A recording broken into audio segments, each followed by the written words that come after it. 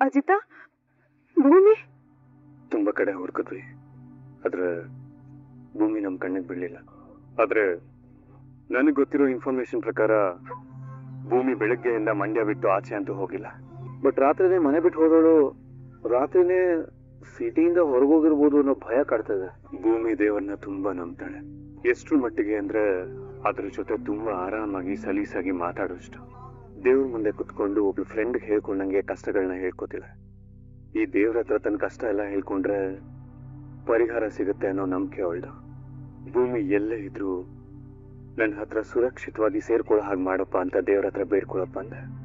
ತಾಯಿ, ನನ್ ಸೊಸೆ ಎಲ್ಲೇ ಇದ್ರು ಅವಳನ್ನ ಸುರಕ್ಷಿತವಾಗಿ ನಮ್ಮ ಮನೆ ತಲುಪಿಸೋ ಜವಾಬ್ದಾರಿ ನಿಂದು ತಾಯಿ. ದೇವ್ರೆ, ಸಾಹಿತ್ಯ ನನ್ನ ಜೀವನದಲ್ಲಿ ಬಂದಂತ ಮೊದಲನೇ ಹುಡುಗಿ, ಮೊದಲನೇ ಪ್ರೀತಿ. ಅವಳ ಜೊತೆ ನನ್ನ ಭವಿಷ್ಯದ ಕನಸುಗಳನ್ನೇ ಕಂಡಿದ್ದೆ. ಆದ್ರೆ ತುಂಬಾ ಬೇಗ ನನ್ನಿಂದ ದೂರ ಆಗೋದ್ಲು. ಅವಳ ನೆನಪಲ್ಲೇ ನನ್ನ ಜೀವನನ ಸಾಗಿಸ್ಬೇಕು ಅಂತ ನಾನು ನಿರ್ಧಾರ ಮಾಡ್ಕೊಂಡೆ. ಆದ್ರೆ ನಮ್ಮ ಮನೆಯವರೆಲ್ಲರೂ ಅಂಜನನ ನನಗೆ ಮದುವೆ ಮಾಡಬೇಕು ಅಂತ ಹೇಳಿ ನಿರ್ಧಾರ ಮಾಡಿದ್ರು. ನಾನು ಅದರಿಂದ ತಪ್ಪಿಸ್ಕೊಳ್ಳೋದಕ್ಕೋಸ್ಕರ ಭೂಮಿನ ಆಯ್ಕೆ ಮಾಡಿದೆ. 1 ವರ್ಷದ ಕಾಂಟ್ರಾಕ್ಟ್ ಮದುವೆಗೋಸ್ಕರ. ಬಡತನದಿಂದ ಬಂದಿರೋಂಥ ಹುಡುಗಿ ದುಡ್ಡಿಗೆ ಆಸೆ ಪಡಲ್ಲ. 1 ವರ್ಷ ಆದ್ಮೇಲೆ ನನ್ನಿಂದ ದೂರ ಹೋಗ್ಬೇಕಾದ್ರೆ ನನ್ನ ಸಾಹಿತ್ಯ ಸ್ಥಾನನ ಅವಳು ಕಿತ್ಕೊಳ್ಳಲ್ಲ ಅನ್ಕೊಂಡಿದ್ದ. ಆದ್ರೆ 1 ವರ್ಷ ಮುಗಿಯೋದೊಳಗಡೆನೆ ನನಗೆ ಗೊತ್ತಿಲ್ಲದೆ ಸಾಹಿತ್ಯ ಜಾಗನ ಭೂಮಿ ತಗೊಂಡ್ಬಿಟ್ಟಿದ್ದಾರೆ. ಸ್ವಲ್ಪ ದಿನದ ಹಿಂದೆ ಎಲ್ಲೋ ಭೂಮಿ ಕಡೆ ಪ್ರೀತಿ ಶುರು ಆಗ್ತಿದೆ ಅಂತ ಅನ್ನಿಸ್ದಾಗ ನನ್ಗದನ್ನ ಅಕ್ಸೆಪ್ಟ್ ಮಾಡ್ಕೊಳಕ್ಕಾಗದೆ ನೆಕ್ಸ್ಟ್ ಮೂಮೆಂಟ್ ಅವಳ ಮೇಲೆ ನಾನು ಕೂಗಾಡಿದ್ದೀನಿ. ಎಲ್ಲಿ ನನ್ನ ಸಾಹಿತ್ಯ ಸ್ಥಾನನ ಇವಳು ಕಿತ್ಕೊಂಡ್ಬಿಡ್ತಾಳೆ ಅನ್ನೋ ಭಯದಲ್ಲಿ ದಿನೇ ದಿನೇ ಸಾಹಿತ್ಯ ನೆನಪನ್ನ ಅಳಿಸಿ ಭೂಮಿ ಸಾಹಿತ್ಯ ಜಾಗದಲ್ಲಿ ಕುತ್ಕೋತಿದ್ದಾಳೆ. ಸಾಹಿತ್ಯ ನನ್ನ ಮೊದಲನೇ ಪ್ರೀತಿ, ಆದ್ರೆ ಭೂಮಿನೇ ನನ್ನ ಜೀವನದ ಕೊನೆ ಪ್ರೀತಿ ಆಗ್ಬೇಕು ಅಂತ ಆಸೆ ಪಡ್ತಾ ಇದ್ದೀನಿ. ನನ್ನ ಕೈ ಮುಗಿದು ಕೇಳ್ಕೊತಿದ್ದೀನಿ, ಭೂಮಿ ಎಲ್ಲೇ ಇದ್ರು ನನ್ನ ಕಣ್ ಮುಂದೆ ಬಂದು ಒಂದೇ ಒಂದ್ಸಲಿ ಸಾಹೇಬ್ರೆ ಅಂತ ಕರೆದ್ರೆ ಜೀವನ ಪೂರ್ತಿ ಋಣಿಯಾಗಿರ್ತೀನಿ ದೇವ್ರೆ. ಒಂದೇ ಒಂದ್ಸಲಿ ಸಾಹೇಬ್ರೆ ಅಂತ ಕೂಗಿದ್ರೆ ಸಾಹೇಬ್ರೆ, ಏನಮ್ಮ ನೀನು? ನಿಂಗೆ ಎಷ್ಟು ದಿನ ಹೇಳಿದೀನಿ ಎಲ್ಲಾದ್ರೂ ಹೋಗೋದ್ಕಿಂತ ಮುಂಚೆ ಒಂದ್ ಮಾತು ಹೇಳ್ಬಿಟ್ಟು ಹೋಗು ಅಂತ. ನಾವೆಲ್ಲರೂ ಇಷ್ಟು ಗಾಬರಿ ಆಗಿದ್ವಿ ಗೊತ್ತಾ? ಯಾಕೆ ಹೀಗ್ ಮಾಡ್ದೆ? ಅದ್ ಹಾಗಲ್ಲ ಅತ್ತೆ, ಏನಾಯ್ತು ಸಾಹೇಬ್ರೆ? ಅದು ಎಲ್ಲೋಗಿದ್ದವು ಹೋಗೋದಕ್ಕಿಂತ ಮುಂಚೆ ನನಗೊಂದು ಮಾತು ಹೇಳ್ಬೇಕು ಅನ್ನೋದು ಗೊತ್ತಾಗಿಲ್ವಾ ನಿನ್ಗೆ? ನೀನ್ ಮನೇಲಿ ಕಾಣಿಸಿಲ್ಲ ಅಂತ ಹೇಳಿ ಇಡೀ ಮಂಡ್ಯ ಹುಚ್ಚ ಓಡಾಡ್ದಂಗೆ ಓಡಾಡಿದೀನಿ. ನಿಂಗೆ ಇದ್ರ ಬಗ್ಗೆ ಏನಾರು ಐಡಿಯಾ ಇದೆಯಾ? ಅಲ್ಲ, ನಿನ್ಗೇನಾರು ಹೆಚ್ಚು ಕಡಿಮೆ ಆಗಿದ್ದಿದ್ರೆ ನಾನೇನಾಗ್ಬೇಕಾಗಿತ್ತು ಭೂಮಿ? ನನ್ಗೇನ್ ಹೇಳೋದು ಅಂತ ನಿನ್ ಪಾಡಿ ನೀ ಹೋದ? ನಿನ್ಗೆ ತಾಳಿ ಕಟ್ಟಿರೋ ಗಂಡನ, ನಿನ್ ಗಂಡನ ನೀನು ಹೆತ್ತೋರ್ಗ್ ಮಾತ್ರ ಅಲ್ಲ ಸ್ವಂತ, ನಿನ್ನ ಪ್ರೀತಿ ಮಾಡೋ ನನಗ್ ಕೂಡ ಸ್ವಂತ. ನಿಂಗೇನಾರು ಹೆಚ್ಚು ಕಡಿಮೆ ಆಗಿದ್ದಿದ್ರೆ ನನ್ ಜೀವನ ಏನಾಗ್ಬೇಕಾಗಿತ್ತು ಭೂಮಿ? ನೀನ್ ಇಲ್ದಿರೋ ಜೀವನ ನಾನು ಹೇಗೆ ಎಕ್ಸ್ಪೆಕ್ಟ್ ಮಾಡ್ಲಿ? ನೀನಿಲ್ಲ ಅಂದ್ರೆ ನನ್ನ ಜೀವನ ಶೂನ್ಯ ಭೂಮಿ, ಶೂನ್ಯ. ಪ್ಲೀಸ್ ಭೂಮಿ, ನನಗೆ ನಿನ್ ಮೇಲೆ ಜವಾಬ್ದಾರಿ ಇದೆ, ನಿನ್ ಮೇಲೆ ಕನ್ಸರ್ನ್ ಇದೆ. ಎಲ್ಲಕ್ಕಿಂತ ಹೆಚ್ಚಾಗಿ ನಿನ್ ಮೇಲೆ ನನಗೆ ಪ್ರೀತಿ ಇದೆ. ಇನ್ನೊಂದ್ಸಲಿ ದಯವಿಟ್ಟು ನನಗೆ ಹೇಳ್ದೆ ಎಲ್ಲೂ ಹೋಗ್ಬೇಡ, ನನ್ನ ಬಿಟ್ಟು ಎಲ್ಲೂ ಹೋಗ್ಬೇಡ. ಏನಾಯ್ತದೆ? ಏನಾಗಿಲ್ಲ, ಯಾರು ಗಾಬರಿ ಆಗ್ಬೇಡಿ. ಏನಿಲ್ಲ, ಸ್ವಲ್ಪ ಮಂಡಿಗೆ ಏಟ್ ಬಿದ್ದಿದೆ. ಆಟೋದಲ್ಲಿ ಬರ್ತಿದ್ದೆ, ಕಾರ್ ಅವ್ನು ಯಾರು ಗುದ್ಬಿಟ್ಟ, ಆಗ ನನಗೆ ಸ್ವಲ್ಪ ಪೆಟ್ಟಾಯ್ತು. ಸಾಹೇಬ್ರೆ, ಸತ್ಯಣ್ಣ ಇರೋ ಬರೋ ಕೆಲಸ ಎಲ್ಲ ಮುಗಿಸಿ ಲಾಸ್ಟ್ ಬಸ್ಗೆ ಊರ್ಗ್ ಹೋಗೋಣ ಅಂತ ಆಟೋದಲ್ಲಿ ಹೋಗ್ತಾ ಇದ್ರು. ಆಗ ಆ ಶುಗರ್ ಫ್ಯಾಕ್ಟ್ರಿ ರೋಡಲ್ಲಿ ಯಾರೋ ಒಬ್ಬ ಕಾರಲ್ಲಿ ಬಂದು ಡಿಕ್ಕಿ ಹೊಡೆದು ಗಾಡಿನೂ ನಿಲ್ಸದೆ ಹಾಗೆ ಹೋಗ್ಬಿಟ್ನಂತೆ. ವೇಟ್, ನಿನ್ನೆ ಶುಗರ್ ಫ್ಯಾಕ್ಟ್ರಿ ಸರ್ಕಲ್ ಹತ್ರ ಆಕ್ಸಿಡೆಂಟ್ ಆಗಿದ್ದು ನಿಮ್ಗ ಸತ್ಯಣ್ಣ? ಸತ್ಯಣ್ಣಂಗೆ ಆಕ್ಸಿಡೆಂಟ್ ಆಗಿದೆ ಅಂತ ನಿಂಗೆ ಗೊತ್ತಾಯ್ತು? ಸಾಹೇಬ್ರೆ, ನಿನ್ನೆ ರಾತ್ರಿ ನಿಮ್ ಫೋನ್ಗೆ ಹೊಸ ನಂಬರ್ ಇಂದ ಫೋನ್ ಬರ್ತಾ ಇತ್ತು. ಆದ್ರೆ ನೀವು ತುಂಬಾ ನಿದ್ದೆ ಮಾಡ್ತಾ ಇದ್ರಿ. ಅದಕ್ಕೆ ನಾನೇ ಹೋಗಿ ಫೋನ್ ಇಟ್ಟಾಗ ಅದು ಸತ್ಯಣ್ಣ ಫೋನಲ್ಲಿ ಆಕ್ಸಿಡೆಂಟ್ ಆಗಿ ಅವ್ರ ಫೋನ್ ಒಡೆದೋಗಿದೆ, ನಿಮ್ ನಂಬರ್ ಅವ್ರಿಗೆ ಬಾಯಲ್ಲಿ ಇತ್ತಂತೆ, ಹಾಗೆ ಫೋನ್ ಮಾಡಿದೆ ಈ ರೀತಿ ಆಗಿದೆ ಅಂತ. ಸತ್ಯಣ್ಣ ಅಜಿತನ್ ಸ್ವಲ್ಪ ಬರಕ್ ಹೇಳ್ತೀಯ ಅಂತ ಹೇಳಿದ್ರು. ಹಲೋ, ಇಷ್ಟೆಲ್ಲ ಆದ್ಮೇಲೆ ನನ್ನ ಎಫ್ಸಿ ವಿಷಯ ಹೇಳ್ಬೇಕಲ್ವಾ? ಯಾಕೆ ಹೇಳಿಲ್ಲ? ಸಾಹೇಬ್ರೆ, ಯಾವಾಗ ನೋಡಿದ್ರು ಕೇಸು ಕೋರ್ಟು ಹಿಂಗೆ ಓಡಾಡ್ತಿರ್ತೀರಾ. ನೀವ್ ಸರಿಯಾಗಿ ನಿದ್ದೆ ಮಾಡಿದ್ದೆ ನಾನು ನೋಡಿರ್ಲಿಲ್ಲ. ಏನೋ ಅಪರೂಪಕ್ಕೆ ನಿನ್ನೆ ತುಂಬಾ ನಿದ್ದೆ ಮಾಡ್ತಾ ಇದ್ರಿ. ನಿಮ್ ಎಪ್ಸೋನ್ ಮನ್ಸ್ ನನ್ಗಾಗ್ಲಿಲ್ಲ ಸಾಹೇಬ್ರೆ. ಅಲ್ಲ, ಅದಕ್ಕೆ ನಮ್ಮೆಲ್ಲ ಯಾರು ಒಬ್ರನ್ನ ಎಬ್ಬಿಸ್ಬೋದಾಗಿತ್ತಲ್ವಾ? ನನ್ ಜೊತೆ ಅಷ್ಟು ಸಲಿಗೆನೂ ಇಲ್ವಾ ನಿಮ್ಗೆ? ಅವಳಿಗೆ ಈ ಮನೇಲಿ ಏನೇ ಒಳ್ಳೇದಾದ್ರೂ ಅದಕ್ ತಾನೇ ಕಾರಣ ಅನ್ನೋ ಬಿರುದ್ಬೇಕಲ್ಲ, ಅದಕ್ಕೆ ಅವಾಗ ಈಗ ಮಾಡ್ತಾಳೆ ಅನ್ಸುತ್ತೆ. ಕಂದ ಭೂಮಿ, ಅಟ್ಲೀಸ್ಟ್ ನನಗಾದ್ರೂ ಹೇಳ್ಬೋದಿತ್ತಲ್ವಾ? ನಾನ್ ಜೊತೆ ಬರ್ತಿದ್ನಲ್ಲ, ಒಬ್ಳೆ ಹೋಗೋ ಅಗತ್ಯ ಆಯ್ತಾ? ಇರ್ಲಿಲ್ವೇನು ದೊಡ್ಡ ಸಾಹೇಬ್ರೆ, ಆದ್ರೆ ಸತ್ಯಣ್ಣ ಫೋನ್ ಮಾಡಿದಾಗ ಅವ್ರು ತುಂಬಾ ನೋವಲ್ಲಿದ್ರು, ಅದಕ್ಕೆ ತಕ್ಷಣ ಹೊರಟ್ಬಿಡೋಣ ಅಂತ ಅನ್ಕೊಂಡೆ. ಆದ್ರೆ ನಂಗೆ ಗೊತ್ತಿತ್ತು ಸಾಹೇಬ್ರು ಎದ್ದಾಗ ನನ್ ಕಾಣ್ಲಿಲ್ಲ ಅಂದ್ರೆ ಅವ್ರು ಗಾಬರಿ ಆಗ್ತಾರೆ ಅಂತ, ಅದಕ್ಕೆ ನಾನೊಂದ್ ಚೀಟಿಯಲ್ಲಿ ಹೀಗೆ ಅಂತ ಎಲ್ಲ ಬರ್ದಿಟ್ಟು ಹೋಗಿದ್ದೆ ಸಾಹೇಬ್ರೆ. ನೀವ್ ನೋಡ್ಲಿಲ್ವಾ? ಪಕ್ಕದಲ್ಲೇ ಮಲಗಿದೆ ಅಲ್ವಾ, ನನಗೆ ಹೇಳ್ಬೋದಾಗಿತ್ತಾನೆ. ಸಾಹೇಬ್ರೆ ನಾನು ಹೇಳಿದ್ನಲ್ಲ, ಸತ್ಯಣ್ಣ ಮಾತಾಡಿದ ತಕ್ಷಣ ನನಗೆ ಗಾಬರಿ ಆಗೋಯ್ತು, ನಂಗೆ ಏನ್ ಮಾಡ್ಬೇಕು ಅಂತ ತೋಚ್ಲಿಲ್ಲ, ಅದಕ್ಕೆ ಆ ರೀತಿ ಬರ್ದಿಟ್ಟೊಟ್ಟೋದೆ. ನೀನ್ ಕಾಣೆ ಆದಾಗಿಂದ ನಿನ್ನ ಹುಡುಗರ ಜಾಗನೇ ಇಲ್ಲಮ್ಮ. ಎಲ್ಲ ದೇವ್ರ ಹತ್ರ ಬೇಡ್ಕೊಂಡಮ್ಮ.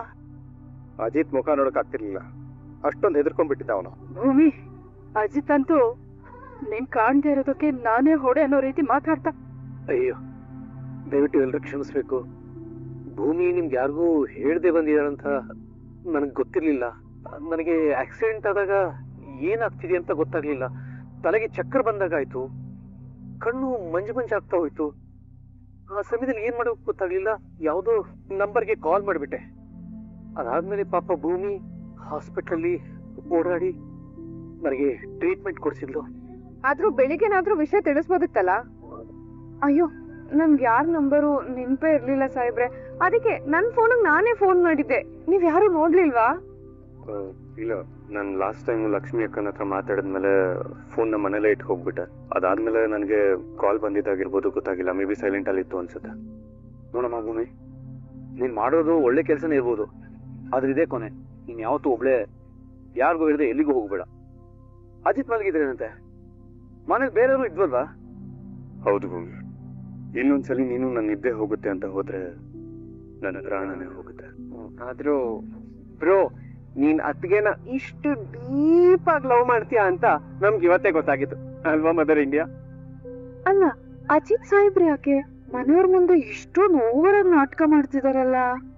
ಅಪ್ಪ ಅಮ್ಮ ಅಜ್ಜಿ ಇವಾಗ ಎಮೋಷನಲ್ ಸೀನ್ ಮುಗ್ದಿದೆ, ಇವಾಗ ಅವರಿಬ್ರು ಒಂದು ರೊಮ್ಯಾಂಟಿಕ್ ಮೊಮೆಂಟ್ ಹೋಗಿ ಡ್ಯೂಯೆಟ್ ಹಾಡ್ತಾರೆ. ನಾವೆಲ್ಲ ಜಾಗ ಖಾಲಿ ಮಾಡೋಣ ಬನ್ನಿ. ಸತ್ತಿಲ್ಲ ಸಾಹೇಬ್ರೆ, ಮನೆಯವ್ರ ಪ್ರಕಾರ ನಾನು ನಿಮ್ ಹೆಂಡ್ತಿನೇ, ಆದ್ರೆ ನಮ್ ಇಬ್ರದ್ದು ಕಾಂಟ್ರಾಕ್ಟ್ ಮದ್ವೆ ಅನ್ನೋದನ್ನ ನೀವು ಮರೆಯೋದಕ್ಕೆ ಹೋಗ್ಬಿಡಿ. ಪ್ರತಿದಿನ ನಾವಿಬ್ರು ಅನ್ಯೋನ್ಯವಾಗಿದ್ದೀವಿ ಅಂತ ತೋರ್ಸ್ಕೊಳ್ಳೋದಕ್ಕೆ ನೀವು ತುಂಬಾ ಓವರಾಗಿ ಆಡ್ತಾ ಇದ್ದೀರಾ. ನೋಡಿ, ನಿಮ್ ಕಂಟ್ರೋಲಲ್ಲಿ ನೀವಿರಿ. ಸರಿ, ಬನ್ನಿ ಒಳಗೆ. 1 ವರ್ಷದ ಒಪ್ಪಂದದ ಮದುವೆ ನಿಜ, ಆದ್ರೆ ನಿನ್ನ ನಾನು ಜೀವನ ಪೂರ್ತಿ ಪ್ರೀತಿಸಬೇಕು ಅಂತ ಡಿಸೈಡ್ ಆಗಿದ್ದೀನಿ ಭೂಮಿ. ನಿನ್ನ ಜೊತೆ ನನ್ನ ಕಥೆ ಬರೀ 1 ವರ್ಷ ಅಲ್ಲ, ಜೀವನ ಪರ್ಯಂತ. Hi Diya, can you please pass the phone to Anaya? What do you mean? Why? Because she's not picking up my call.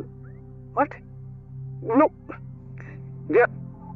ಮೈದ್ನಾ, ಅದಕ್ಕೆ ನೀವ್ ಯಾವಾಗ ಬಂದ್ರಿ?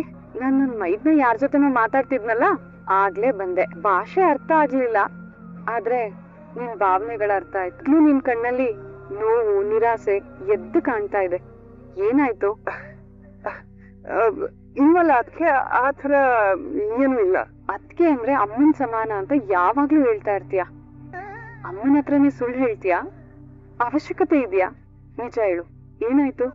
ಅದಕ್ಕೆ ನಿಮ್ಗೆ ಅನಾಯ ಬಗ್ಗೆ ಹೇಳಿದ್ದೆ ಅಲ್ವಾ, ಅವಳು 1 ವಾರದಿಂದ ನನ್ ಕಾಲ್ ಪಿಕ್ ಮಾಡ್ತಾ ಇಲ್ಲ. ನಾನು ಮಂಡ್ಯಾಗ್ ನನ್ ಜೊತೆ ಶಿಫ್ಟ್ ಆಗ್ಬಿಡು ಅಂತ ಕೇಳ್ಕೊಂಡಿದ್ದೆ ಅವಳನ್ನ. ಅವಳು ನಂಗೆ ಟೈಮ್ ಬೇಕು ಡಿಸೈಡ್ ಮಾಡಕ್ಕೆ, ನಂಗೊಂದ್ ಸ್ವಲ್ಪ ಟೈಮ್ ಕೊಡು ಅಂತ ಹೇಳಿದ್ಲು. ನಾನು ಹೂ ಅಂದಿದ್ದೆ. ಆದ್ರೆ ಈಗ ಅವಳು ಇಲ್ಲಿಗೆ ಬರೋದಿರ್ಲಿ, ನನ್ ಫೋನ್ ಕೂಡ ಪಿಕ್ ಮಾಡ್ತಾ ಇಲ್ಲ. ಇಷ್ಟು ದಿನ ನಾನ್ ಅವಳಿಂದ ದೂರ ಬಂದಿದ್ದೀನಿ ಅಂತ ಅನ್ಕೊಂಡಿದ್ದೆ, ಆದ್ರೆ ಈಗ ಅವಳೇ ನನ್ನಿಂದ ದೂರ ಹೋಗ್ತಿದ್ದಾಳೆ ಅಂತ ಅನ್ಸಕ್ ಸ್ಟಾರ್ಟ್ ಆಗಿ ಹೋಗ್ಬಿಟ್ಟಿದೆ. ಅದಕ್ಕೆ ಮೈದುನ, ಅನಾಯ ಹತ್ರ ನೀನ್ ವಾಪಸ್ ಬಂದ್ಬಿಡ್ತೀನಿ ಅಂತ ಹೇಳಿದ್ದೆ, ಆದ್ರೆ ನೀನ್ ವಾಪಸ್ ಹೋಗೋದಕ್ ಆಗ್ಲಿಲ್ಲ, ಇಲ್ಲೇ ಉಳ್ಕೊಂಡೆ. ಆ ಕೋಪದಿಂದ ಅನಾಯ ಈ ರೀತಿ ಎಲ್ಲ ಮಾಡ್ತಿರ್ಬೋದು. ನೀನ್ ಯಾಕೆ ಟೆನ್ಷನ್ ಆಗ್ತೀಯಾ? ಅನಾಯ ಬಗ್ಗೆ ನನಗ್ ಜಾಸ್ತಿ ಏನು ಗೊತ್ತಿಲ್ಲ, ಹಾಗಾಗಿ ಅವಳ ಬಗ್ಗೆ ಮಾತಾಡೋದು ತಪ್ಪಾಗುತ್ತೆ. ಮೈದು, ಒಂದ್ ಕೆಲ್ಸ ಮಾಡೋಣ, ನಿನ್ ಜೊತೆ ಬಾ. ಅದಕ್ಕೆ ಎಲ್ಲಿಗೆ? ನೋಡು ಮೈದ್ನ, ಮನೇಲಿ ಹಿರಿಯರಿದ್ದಾರೆ, ನಿನ್ ಪ್ರಾಬ್ಲಮ್ ಎಲ್ಲ ಅವ್ರ ಮುಂದೆ ಹೇಳ್ಕೊಳ್ಳೋಣ. ಅವರು ಚಿಕ್ಕ ಹೊಡಿಯೋ ಅಷ್ಟರಲ್ಲಿ ನಿನ್ ಪ್ರಾಬ್ಲಮ್ಗೆಲ್ಲ ಸೊಲ್ಯೂಷನ್ ಕೊಟ್ಬಿಡ್ತಾರೆ. ಬೇಡ ಅದಕ್ಕೆ. ಮೈದು, ಅದಕ್ಕೆ ಮಾತ್ ಕೇಳಲ್ವಾ ನೀನು? ಬಾ. ಪಾಪ ನನ್ ಮೈದನ, ಅವ್ನ್ ಮದ್ವೆ ಆಗೋ ಹುಡ್ಗಿ ಬಗ್ಗೆ ಯೋಚನೆ ಮಾಡ್ತಾ ದಿನಾ ಕೊರಗ್ತಾ ಇದ್ದಾನೆ. ದೊಡ್ಡವರೆಲ್ಲ ಸೇರಿ ಅವನ್ ಸಮಸ್ಯೆಗೊಂದ್ ಪರಿಹಾರ ಕೊಡ್ಬಾರ್ದಾ? ಎಲ್ರೂ ನಗ್ನಗ್ತಾ ಇಟ್ಟಿರೋ ನನ್ ಮೈದನ ಇವತ್ತು ಅವನೇ ಅಷ್ಟು ಕೊರಗ್ತಾ ಇದ್ದಾನೆ ಅಂದ್ರೆ ನನಗ್ ತುಂಬಾ ಸಂಕಟ ಆಗ್ತಿದೆ. ನಚ್ಚಿ, ಏನೋ ಇದು? ನೀನ್ ಲವ್ ಸ್ಟೋರಿ ಅಕ್ಕಂಗೆ ಹೇಳಿಲ್ಲ. ಅಲ್ಲ, ಬೇಡದೇ ಇರೋ ವಿಚಾರಕ್ಕೆ 101 ವಿಡಿಯೋ ಕಾಲ್ ಮಾಡೋದಕ್ಕಾಗತ್ತೆ. ಈ ತರ ಇಂಪಾರ್ಟೆಂಟ್ ವಿಚಾರ ನನ್ನ ಹತ್ರ ಹೇಳ್ಕೊಡೋದಕ್ಕಾಗಲ್ಲ. ನಿಮ್ಮ ಅತ್ತಿಗೆ ಹತ್ರ ಮಾತ್ರ ಹೇಳ್ಕೊಂಡಿದ್ಯಾ ನೀನು? ಸಾಮಾನ್ಯವಾಗಿ ನನ್ನ ಹತ್ರ ಎಲ್ಲಾನು ಹೇಳ್ತಿದ್ದ, ಆದ್ರೆ ಈ ಸತಿ ನನ್ನ ಹತ್ರ ಅವನೇನು ಹೇಳಿಲ್ಲ. ಅದೇನೋ ಗೊತ್ತಿಲ್ಲ ಪಾಪ್ಸಿ, ಆದ್ರೆ ಅದಕ್ಕೆ ಜೊತೆ ಮಾತಾಡ್ತಿರ್ಬೇಕಾದ್ರೆ ಅವ್ರ ಹತ್ರ ನನ್ ಎಲ್ಲ ಸಮಸ್ಯೆಗಳನ್ನ ಹೇಳ್ಕೋಬಹುದು ಅನ್ನೋ ಒಂದು ಕಂಫರ್ಟ್ ಸಿಕ್ತು. ಪ್ರಾಬಬ್ಲಿ ಹೋದ ಜನ್ಮದಲ್ಲಿ ಅವ್ರು ನನ್ನ ಅಕ್ಕನೋ ತಂಗಿನೋ ಆಗಿದ್ರು ಅನ್ಸುತ್ತೆ. ಲವ್ ಮಾಡೋದೇನು ಈ ವಯಸ್ಸಿಗೆ ತಪ್ಪೇನಲ್ಲಪ್ಪ, ಆದ್ರೆ ಆ ಅನ್ಯಾಯ. ಅಜ್ಜಿ, ಅವಳ ಹೆಸರು ಅನಾಯ, ಅನ್ಯಾಯ ಅಲ್ಲ. ಅದೇ ನಿನ್ನನ್ನ ಅವಳು ಅವಾಯ್ಡ್ ಮಾಡಿದ್ದಾಳೆ, ನಾನು ಅವಳನ್ನ ಅನ್ಯಾಯ ಅಂತಾನೆ ಕರೆಯೋದು. ನೀ ಹೇಳ್ತಾ ಇರೋದು ಕರೆಕ್ಟ್ ಆಗಿದೆಮ್ಮ. ಯಾರೇ ಆಗಿರ್ಬೋದು, ಪ್ರೀತಿ ಮಾಡಿದ್ಮೇಲೆ ಪ್ರೀತಿಸಿದವ್ರಿಗೋಸ್ಕರ ಸಮಯ ಸಂದರ್ಭದ ಜೊತೆ ರಾಜಿ ಆಗ್ಲೇಬೇಕು. ಆಗ್ಲೇ ಪ್ರೀತಿಗೂ ನಿಜವಾದ ಬೆಲೆ ಸಿಗೋದು. ಅದೇನು ನಿಜ. ಆದ್ರೆ ಹುಡುಗಿ ಫಾರಿನ್ ಮುಖ್ಯ, ತನ್ನ ಕರಿಯರೇ ಮುಖ್ಯ ಅಂತ ಅವಳು ಅಲ್ಲೇ ಕೂತ್ಕೊಂಡ್ಬಿಟ್ರೆ ಪಾಪ ಇವನ್ಗೆ ಅನ್ಯಾಯ ಆಗಲ್ವಾ? ಏಯ್, ಈಗ ಸೈಲೆಂಟ್ ಆಗಿದ್ರೆ ಏನು ಯೂಸ್ ಇಲ್ಲ. ಬಾಯ್ ಬಿಡು, ಏನ್ ಪ್ರಾಬ್ಲಮ್ ಅಂತ. ಅವಳು ಇಲ್ಲಿಗೆ ಬರಲ್ಲ, ನಾನೇ ಅಲ್ಲಿ ಹೋಗ್ಬೇಕು, ಅದೇ ಪ್ರಾಬ್ಲಮ್. ಇದ್ರಲ್ಲಿ ಯೋಚನೆ ಮಾಡೋದಕ್ಕೆ ಏನಿದೆ? ಸರಿ, ನನ್ ಮಗನ ಫಾರಿನಿಗೆ ಕಳಿಸ್ಬಿಡೋಣ. ಇವ್ನ ಬಿಟ್ಟಿರೋದಕ್ಕೆ ಕಷ್ಟ ಆಗುತ್ತೆ, ಆದ್ರೂ ನಾನು ಹೇಗೋ ಇದ್ದು ಬಿಡ್ತೀನಿ. ನಮ್ ತರ ನಮ್ ಮಕ್ಳಿರ್ಬೇಕು ಅಂತ ಅನ್ಕೊಳ್ಳೋದ್ ತಪ್ಪಲ್ವಾ? ಏನಾದ್ರೂ ಆಗ್ಲಿ, ಒಟ್ನಲ್ಲಿ ನನ್ ಮಗ ಚೆನ್ನಾಗಿರ್ಬೇಕು, ಅವ್ನ್ ಖುಷಿಯಾಗಿರ್ಬೇಕು. ಎಲ್ರು ಹೇಗೆ ಹೇಳ್ತಾರೋ ಹಾಗೆ ಮಾಡೋಣ. ದಯವಿಟ್ಟು ಎಲ್ರು ನನಗ್ ಕ್ಷಮಿಸಿ. ದೊಡ್ಡವ್ರು ಮಾತಾಡ್ಬೇಕಾದ್ರೆ ಚಿಕ್ಕವ್ರು ಮೂಗ್ ತೂರ್ಸ್ಬಾರ್ದು ಅನ್ನೋದು ನನಗ್ ಚೆನ್ನಾಗ್ ಗೊತ್ತು. ಆದ್ರೆ ನಂದು ಒಂದೇ ಒಂದ್ ಸಲಹೆ, ಇಷ್ಟು ಬೇಗ ನಮ್ ನಚ್ಚಿನ ಫಾರಿನಿಗೆ ಕಳ್ಸೋದ್ ಬೇಡ. ಯಾಕಂದ್ರೆ ಮೊದ್ಲು ಅನಾಯ ಸ್ವಭಾವ ಎಂತದ್ದು ಅಂತ ನಾವ್ ತಿಳ್ಕೊಳ್ಳೋಣ. ನಮಗ್ ತುಂಬಾ ಅಮೂಲ್ಯವಾದವ್ರನ್ನ ನಾವ್ ಅಷ್ಟ್ ದೂರ ಕಳಿಸ್ತೀವಿ ಅಂದ್ರೆ ಅನಾಯಾಗೆ ನಮ್ ನಚ್ಚಿ ಎಷ್ಟು ಮುಖ್ಯ ಅನ್ನೋದನ್ನ ನಾವೆಲ್ಲ ತಿಳ್ಕೊಬೇಕಲ್ವಾ? ಭೂಮಿ, ನೀನ್ ಹೇಳ್ತಿರೋದು ಕರೆಕ್ಟ್ ಆಗೇ ಇದೆ, ಆದ್ರೆ ಅದು ನಮ್ ಪಾಯಿಂಟ್ ಆಫ್ ವ್ಯೂ ಅಷ್ಟೇ. ಈಗ ನೀನ್ ಯೋಚನೆ ಮಾಡ್ತಿರೋ ತರನೇ ಆ ಹುಡುಗಿ ಮನೇಲಾಗಿರ್ಬೋದು ಅಥವಾ ಆ ಹುಡುಗಿ ಆಗಿರ್ಬೋದು ಯೋಚನೆ ಮಾಡ್ತಿರ್ಬೋದಲ್ಲ. ಸಾಹೇಬ್ರೆ, ಅದ್ ಹಾಗಲ್ಲ. ತೀರಾ ಅನಿವಾರ್ಯ ಕಾರಣಗಳೇನಾದ್ರೂ ಇದ್ರೆ ಈ ರೀತಿ ಯೋಚನೆ ಮಾಡೋದ್ ಸರಿನೇ. ಆದ್ರೆ ಸಹಜವಾಗಿ ಮದ್ವೆ ಆದ್ಮೇಲೆ ಒಂದ್ ಹೆಣ್ಣು ಗಂಡನ್ ಮನೆಗೆ ಹೋಗೋದ್ ಸಂಪ್ರದಾಯ. ಈಗ ನಮ್ಮಿಬ್ರನ್ನೇ ತಗೊಳ್ಳಿ ಸಾಹೇಬ್ರೆ, ನಮ್ಮಿಬ್ರು ಮದ್ವೆ ಆದ್ಮೇಲೆ ನಿಮ್ಮನ್ನ ನಂಬ್ಕೊಂಡು ನಾನ್ ನಿಮ್ಮನೆಗ್ ಬಂದಿಲ್ವಾ? ಒಂದ್ಸಲ ನೀವ್ ಯಾರಾದ್ರೂ ದೊಡ್ಡವ್ರು ಹೋಗಿ ಅನಾಯ ಹತ್ರ ಮಾತಾಡಿ, ಆಗ್ಲೂ ಆ ಹುಡ್ಗಿ ಒಪ್ಲಿಲ್ಲ ಅಂದ್ರೆ ಆಮೇಲೆ ನಮ್ ನಚ್ಚಿನ ಕಳ್ಸೋ ಯೋಚನೆ ಮಾಡೋಣ. ಅಲ್ಲಮ್ಮ ಭೂಮಿ, ಆ ಹುಡ್ಗಿ ನಚ್ಚಿ ಫೋನ್ ರಿಸೀವೇ ಮಾಡ್ತಿಲ್ವಂತಲ್ಲ, ಹೇಗ್ ಮಾತಾಡೋದು?